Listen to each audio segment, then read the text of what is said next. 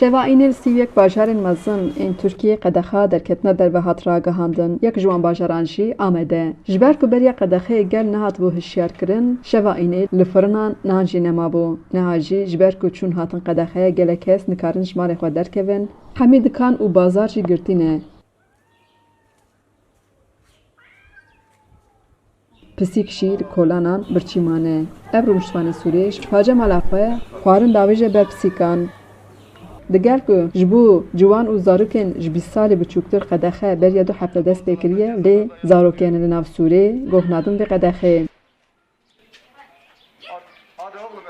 Li nav Sûrê, keyayê texa Ziya Gökalpê ji firneyê nan distîne û kolan bi kolan digerîne. Kesên ku dixwazin nanê xwe li ber deriyê xwe distînin. Vallahi fırına yapacağım, fırıncı alıyor. Selam.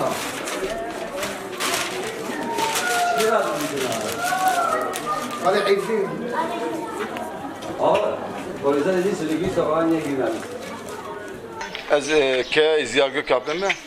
O van insan kanan ve kadehe dernek evinde de bu ve nokşiye. Em jwana jifrne nantinin ev dijwana difroşun dedin var.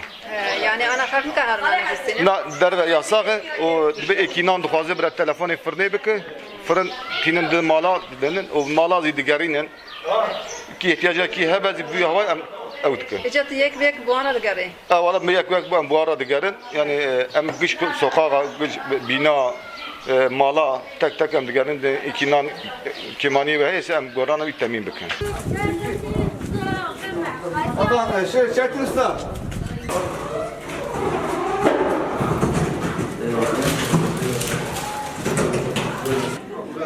İlk başladığı gün 3 hafta her yer kapatmış olmuş olsaydı şimdi Ev rûniştvan dibêje Tirkiye ji bo qedexê dereng maye. Dibiya roja ku vîrus derketibû, ji bo 3 hefte qedexe îlan bikirane. Her wiha ew spasiya xwe li muxtar jî dike ku nan tîne ber deriyê wan.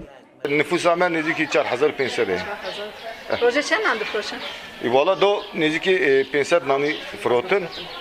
Çavereyê ku qedexa ku ji bo 2 rojan hatibû îlan kirin, roja duşemê rabe lê rayedarên Tirkiyeyê dibêjin ger pêwîst be dikarin dîsa qedexê îlan bikin an jî vê qedexê dirêj bikin. Xecî Can Farqîn, Deng Amerîka, Amed.